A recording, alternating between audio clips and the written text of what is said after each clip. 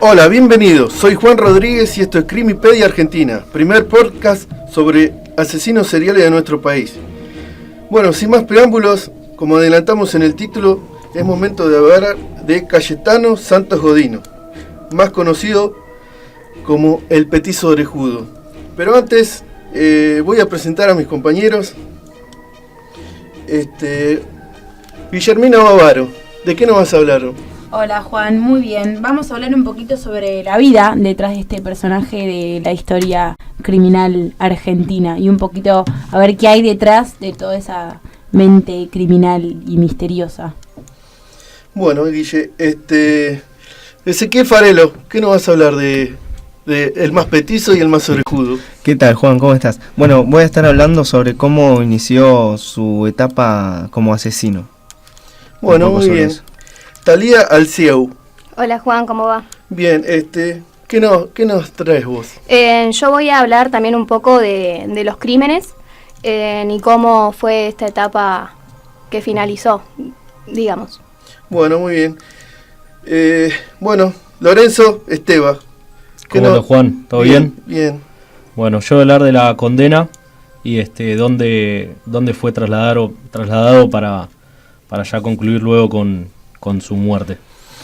Bueno, Guilla, ¿empezamos? Muy bien. Sí, la verdad que este personaje ya desde sus inicios tiene una historia de vida complicada. Su familia llegó a Buenos Aires desde Italia, son inmigrantes. Sus padres fueron Fiore Godino y Lucía Rufo. Como te dije, ya desde el principio nació su historia medio truncada, por así decirlo. Su padre era alcohólico y golpeador y contrajo sífilis antes de que este personaje naciera. El niño ya vino al mundo con graves problemas de salud. De hecho, durante su infancia tuvo una enfermedad muy complicada relacionada a la mala alimentación, que era la enteritis, y ya desde el principio nació como a los ponchazos, si se puede decir, a nivel de salud y a nivel psicológico en relación a su relación con su padre. Y también un factor que fue determinante en su actitud frente a la vida y a la relación con las personas fue que su niñez transcurrió en la calle, vagando, callejeando, como decirlo de una forma más coloquial. Y a partir de los 5 años ya estuvo por varias escuelas porque no se llegaba a adaptar y tenía problemas de conducta. Eso ya tendría que haber sido como un indicio para su alrededor y para su contexto, para que se dé cuenta de que se trataba de una persona con ciertas características, ¿no? Es bueno lo que decís para tratar de entender un poco la psiquis, ¿no? Exactamente. Uno no trata de justificarlo, pero sí de entender cierta anomalía. Exactamente, ciertas causas de por qué él tenía determinadas actitudes frente a las relaciones y cómo, bueno, terminó resultando su vida y su historia criminalística, ¿no? Obviamente. Bueno, el principio de su vida, como dije anteriormente, fue en la calle, ya tenía problemas de conducta y un factor a tener en cuenta que su sobrenombre es, claramente si se ven las imágenes, era porque tenía unas orejas de un gran tamaño, pero sin tomarlo de forma graciosa, él sufrió muchos problemas en su infancia relacionados a esa característica física, porque sufrió muchas burlas y lo que hoy en día llamamos como bullying, ¿no? Y ya como tenía una actitud diferente con respecto a los niños. Entonces desde chico ya viene con un cierto resentimiento, ¿no? Claro, exactamente. Y bueno, ya solo con 15 años, siendo muy joven, comenzó su vida criminalística y sus actos delictivos. Bueno, Guille, muy interesante la parte esa, como decía hace un ratito, de tratar de entender la psiquis de cómo llegó a ser el más asesino, ¿no? Exactamente. De la historia de la Argentina.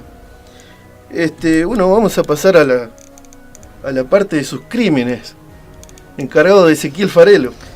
Sí, Juan, bueno, para corregirle un poco a Guillermina, es cierto que a los 15 años ya se dice que comenzó, pero no, es que anteriormente él con 8 años ya tuvo un caso muy impactante o trágico, por así decirlo, en donde llevó a un pequeño de 2 años a un baldío donde comenzó, ¿no?, a pegarle en la cabeza con una piedra, pero no llegó a matarlo porque, bueno, un guardia, un policía, uno de seguridad logró descubrirlo y logró salvar al pequeño.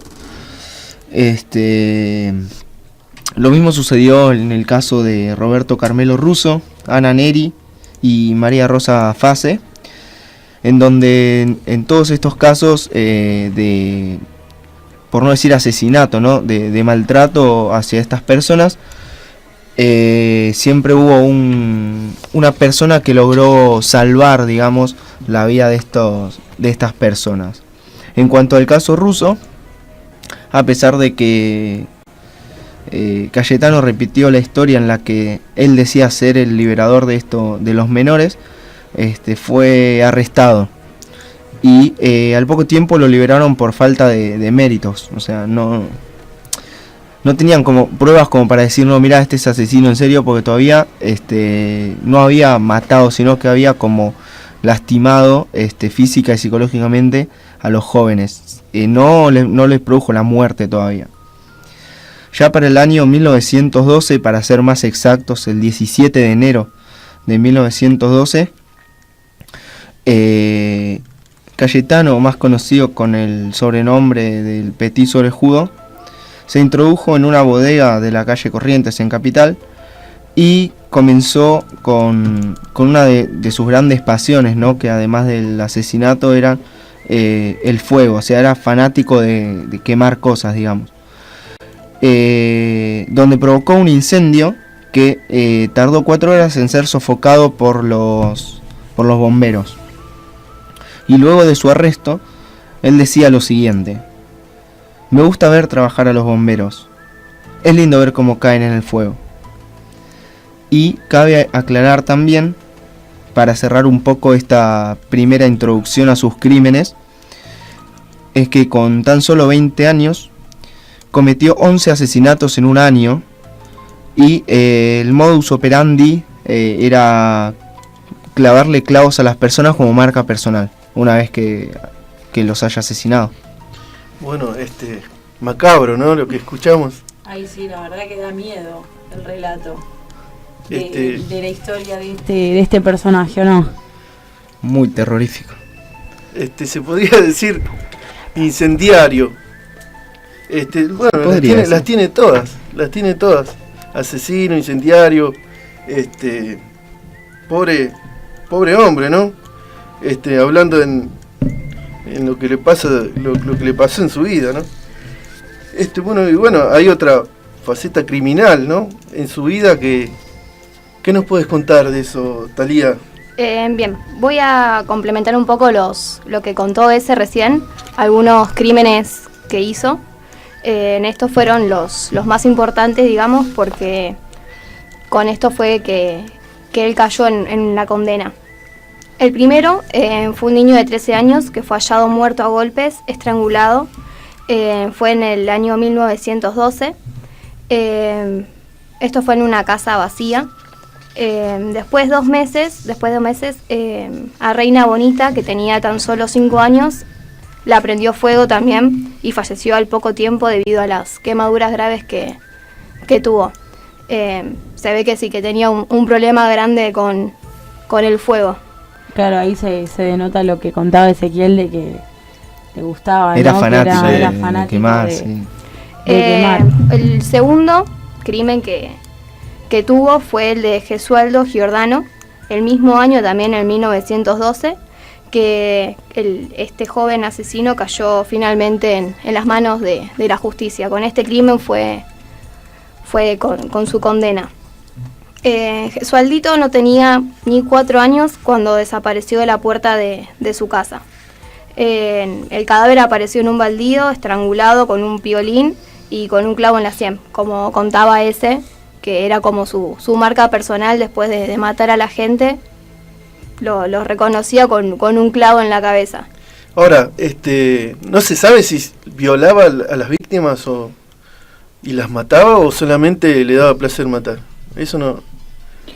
Y mirá, no tiene... por lo que están contando los chicos, su característica era o utilizar el fuego como un arma, como su sello distintivo, y los clavos. ¿O no? ¿Estoy en lo cierto? Sí, correctamente. No creo que haya perseguido a una persona por un fin sexual, sino que era como algo más de placer que le daba el hecho de matar a una persona. No creo que tenga otra intención. Aparte, fíjate que sus víctimas eran niños. Él como que se enfrentaba o quería atacar a menores, claro, a sus pares, en realidad. También por su contextura física, capaz. Puede ser un factor ese. No. Hay que tenerlo en cuenta. Sí. Ahora, permiso, ¿no? Pero pobre los bomberos, porque qué culpa tenían, ¿no? De ver esas cosas tan horribles. Bueno, Talía, seguimos con el... Bueno, dale. El petiso orejudo fue detenido el 4 de diciembre, dado que los vecinos vieron cómo se secuestraba a Gesualdito y se lo llevaba de la puerta de su casa. Se fueron prácticamente caminando de la mano, sin nada que ocultar, como si fuera algo súper banal. Tenía apenas 15 años cuando fue procesado por los asesinatos de Arturo Laurora, Reina Bonita y Gesualdo Giordano. Y él finalmente terminó confesando todos los crímenes que realizó. Bueno, justamente de eso nos vas a hablar, Lorenzo, ¿no? Bueno, sí. Sí, él terminó confesando 4 homicidios y numerosos intentos de asesinatos. En noviembre de 1914, el juez en lo penal de sentencia, el doctor Ramos Mejía, absolvió a Godino considerándolo penalmente irresponsable. O sea que no había muchas pruebas. Y bueno, ordenó remitir las actuaciones al juzgado en lo civil para formalizar su internación. Esto fue por tiempo indefinido y se lo recluyó en el hospicio de las Mercedes, en el pabellón de alineados delincuentes. Alineado debe ser por una demencia que tenía, ¿o no? Y puede ser que por la característica de sus asesinatos y de sus crímenes pueda ser como un factor, ¿no? Como para ordenarlos o como para de peligro clasificarlos, también, ¿no? Exactamente. Bueno, ahí sí, se puede ver porque ahí terminó de atacar a 2 pacientes, uno que era inválido, estaba en una cama, y el otro en una silla de ruedas.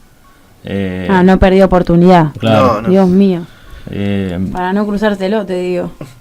Y bueno, y ya después terminó intentando huir.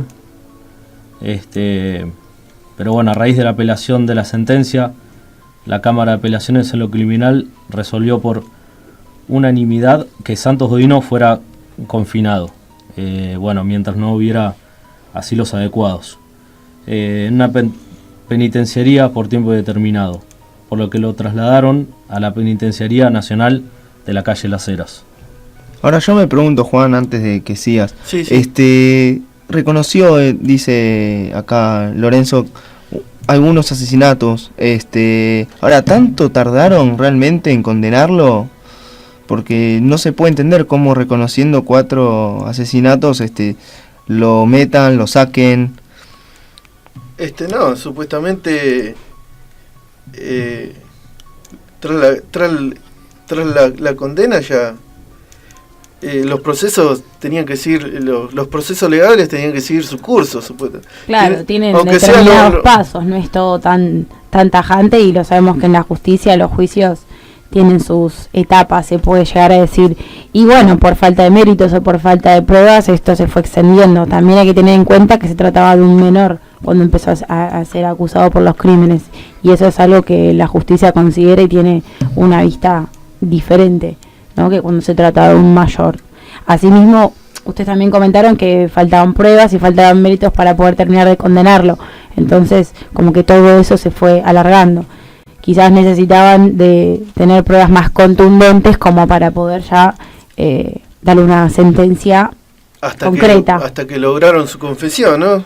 ¿Ustedes piensan que realmente tendría que haber ido a una cárcel o tendría que haber sido internado en un hospital psiquiátrico con contención, ¿no? Porque estamos hablando de que era una persona que sufrió bullying toda su infancia y que claramente no era un criminal, sino que era una persona con alguna enfermedad mental.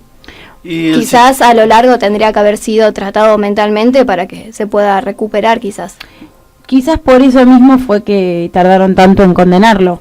Puede llegar a ser que a causa de sus problemas psiquiátricos o tenían en consideración su debilidad mental como para tardar en darle una sentencia concreta. Puede llegar a ser un factor ese. También el sistema, ¿no? Que en la escuela no se previno todo. Estamos hablando también de 1912. También Claro. una época muy...